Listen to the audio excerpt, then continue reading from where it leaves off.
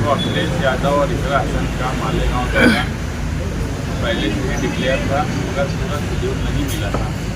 आज जो है पूरा शेड्यूल मिल गया है। 18 अक्टूबर को अखिलेश यादव और इकरा हसन आ रहे हैं। शाम में 6 बजे से 9:30 बजे तक अजीत चंदी स्टेडियम में जलसा होगा और उससे पहले भी कुछ प्रोग्राम बनाए जाएंगे।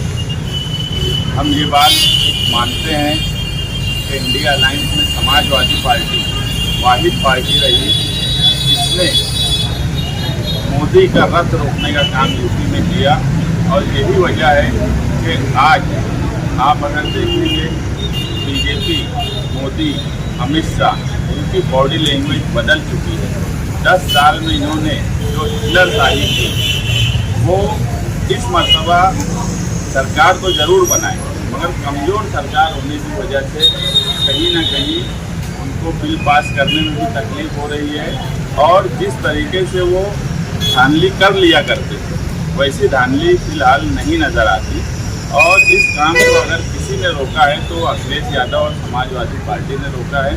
इसलिए हम चाहते हैं कि वो मालेगांव शहर में पहली बार आ रहे हैं। महाराष्ट्र के दौरे पर जीत कर आने के बाद महाराष्ट्र में पहली बार सियासी दौरे पर आ रहे हैं, वो भी मालेगांव शहर में। ये हमारे शहर के लिए भी बड़ी बात है।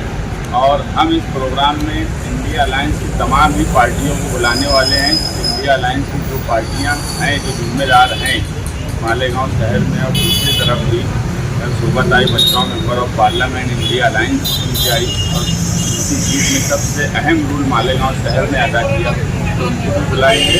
और उद्धव बाला साहब ठाकरे, कांग्रेस, राष्ट्रवादी और भी जो दूसरी छोटी पार्टियां हैं, कम्युनिस्ट पार्टी, दूसरी भी पार्टियां, हम इस प्रोग्राम में सबको बुलाने वाले हैं। इसकी वजह यही है कि आप देखेंगे तो 10 साल जिस तरीके के मुसलमानों पे बीते हिंदुस्तान में, इंडिया अलायंस को ताकत मिली, समाजवादी ने रोका, तो आज कहीं ना कहीं मुसलमान इस इंडिया अलायंस और समाजवादी से मुतमईन है पूरे हिंदुस्तान में कि ये पार्टी जो है इनके साथ अगर मुसलमान रहेंगे, इन पार्टियों के साथ, तो वो कहीं ना कहीं बीजेपी को रोकने का काम करेंगी, ना कि दूसरी ऐसी पार्टियां जो 10 साल इससे पहले भी थी, मगर वो पार्टियों ने, जैसे MIM ले लो या बीजेपी ले लो, इन पार्टियों ने कभी मुसलमानों के हक में कोई बात हो, ये बात बोल तो दी होंगी,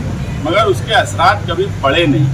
इसलिए अखिलेश यादव का जलसा कामयाब करने के लिए पार्टी के जिम्मेदारान मेहनत करेंगे और मालेगांव शहर का शानदार इस्तेमाल करने के लिए 18 अक्टूबर को तैयार है। अभी हमने जो है एक जलसे का जो प्रोग्राम हम बना लिए हैं, उनका दिन नहीं आने का, यहाँ मालेगांव शहर आ जाएंगे। बाकी का जो प्रोग्राम है वो प्रोग्राम हम लोगों से बातचीत करके तय करेंगे, और कोई प्रोग्राम इससे पहले मुलाकात का या उनके रुकने का इंतज़ाम, ये सब हम लोग तय करेंगे। एक जो मेन जलसा है वो 6 बजे से 9:30 बजे तक ये तय है, बाकी का प्रोग्राम हम तय करेंगे। हर सियासी पार्टी में रहने वाले सेकुलर लोग अगर कोई पार्टी में गए, उनके हल्के में क्या पोजीशन है वो हिसाब से वो लोग कामकाज करें।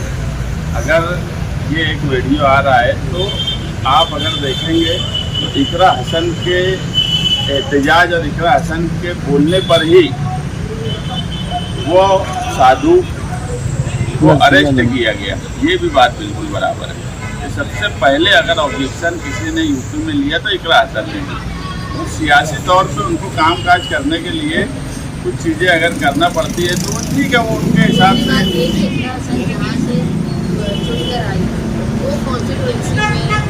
मेरे ख्याल से 20-22% अक़लियत है, बाकी सब जो है मेजॉरिटी थी, और मेजॉरिटी ने अपना दिल बड़ा करके समाजवादी पार्टी के इन नुमाइंदे को चुन गए।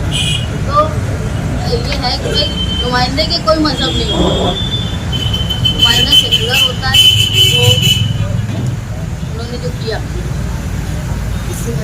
सर हम लोग यही बात बोले थे कि पिछली बार कहीं ना कहीं 9 अगस्त का प्रोग्राम डिले हुआ और उसकी कुछ वजूहत थी लेकिन इस मरतबा नहीं होना चाहिए। तो हम कल दुनिया भी गए थे, अबू आसिम साहब उसको यही बोले कि पूरा फाइनल शेड्यूल मिल जाएगा तो ही हम जलसे का और प्रोग्राम का ऐलान करेंगे। तो अभी उनका फाइनल शेड्यूल हुआ है, इसमें कोई सीरियस के जैसे हालात नहीं। हम बोले कि लोगों से बातचीत करेंगे, हम एक कमेटी बनाएंगे जो शहर में दीनी समाजी तंजीमों को मिलेंगी और उसके बाद हम उनके पास मुतालबा रखेंगे। एक मिसाल बताओ कि हम जमीयत के ताल्लुक से बोल रहे हैं। नहीं देखो, व्हाट्सएप वाली बात मैं नहीं करता। व्हाट्सएप पे कौन क्या बोलेगा, कब कौन क्या बोलेगा, ये कोई सियासी पार्टी के लीडर ना समझ सकते ना बोल सकते। पहले ऐसा था कि सोशल मीडिया का दौर नहीं था तो पार्टी का अपना एक तर्जुमान होता था।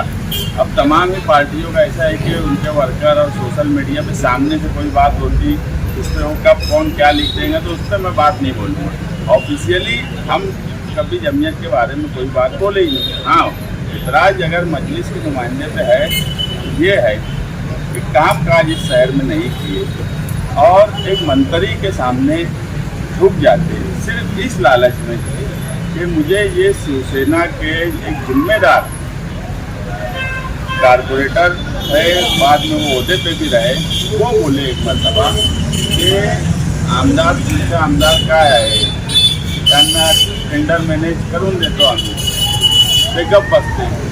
मतलब ये कि वो सिर्फ टेंडर मैनेज कर देंगे 4-5 और ठेकर आदि उनको मिल जाए, इसलिए खामोश बैठते। इसलिए हमारा ऑब्जेक्शन है। जो लीडर इतनी जानकारी से ये बोले कि मैं महायुति के साथ रहा 2.5 साल, उसके बाद भी कोई काम काज नहीं कर सके और फिरका परस्तों के साथ दिया। हम फिरका परस्तों का साथ देने पे हमारा ऑब्जेक्शन है, फिरका परस्त पार्टियों का साथ देने पे ऑब्जेक्शन है। उसका ऑब्जेक्शन है हमारा और बराबर है।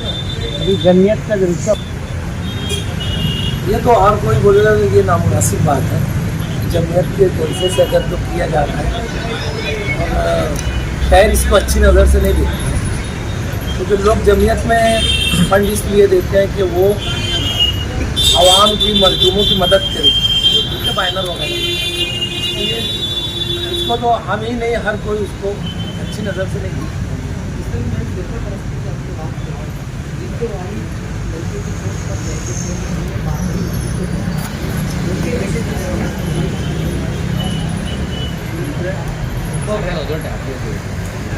हालात में हमेशा बोला हिंदुस्तान के हालात 1947 से पहले का हिंदुस्तान, 1947 से बाद का हिंदुस्तान, बाबरी मस्जिद गिरने से पहले का हिंदुस्तान, बाबरी मस्जिद गिरने का बाद का हिंदुस्तान, उसके बाद 2014 से पहले का हिंदुस्तान और 2014 के बाद का हिंदुस्तान।